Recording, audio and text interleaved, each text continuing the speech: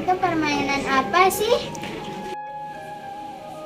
Permainan tradisional perepet jengkol merupakan permainan zaman dahulu kala. Permainan ini berasal dari tanah Sunda. Permainan ini pada zaman dahulu kala dimainkan pada saat bulan terang benderang. Pada saat bulan terang benderang, anak-anak akan keluar rumah dan memainkan permainan ini.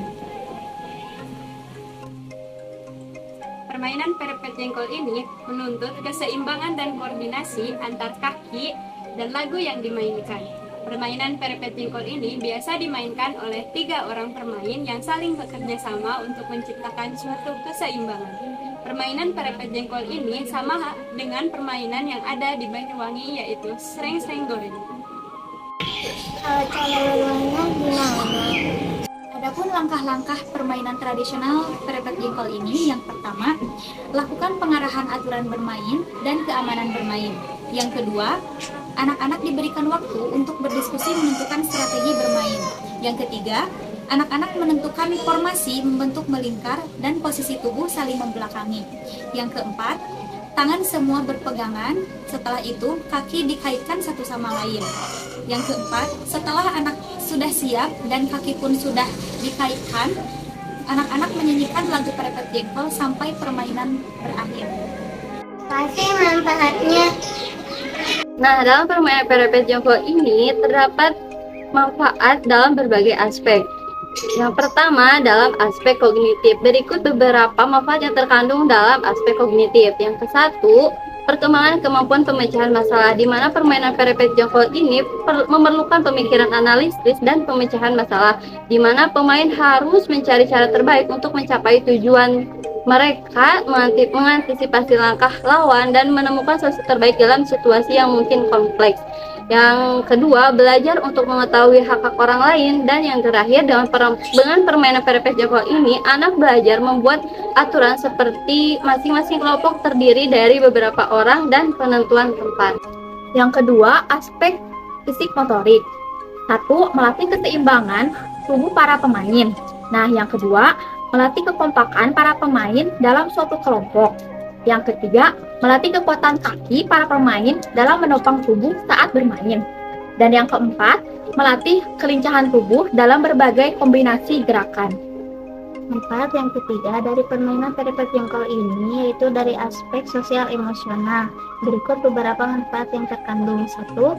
Interaksi sosial. Dengan bermain perepet jengkol ini dapat meningkatkan interaksi sosial anak dengan teman-temannya. Yang kedua, kerjasama tim. Dengan permainan ini juga dapat meningkatkan kerjasama tim anak karena bentuk permainan ini tim dan bisa ditandingkan dengan tim lawan. Yang ketiga, pengelolaan emosi. Dengan permainan perepet jengkol ini dapat meningkatkan kestabilan emosi anak. Emosi yang terkandung itu bisa gembira, kecewa, ataupun emosi yang lainnya.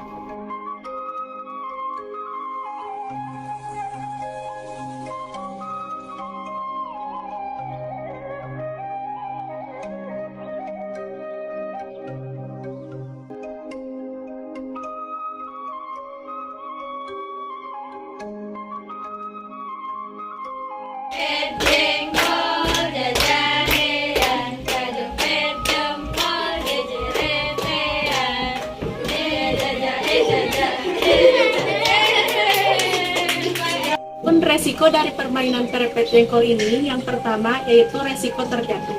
Karena dalam permainan ini yang diperlukan yaitu keseimbangan, jadi sangat besar kemungkinan anak terjatuh.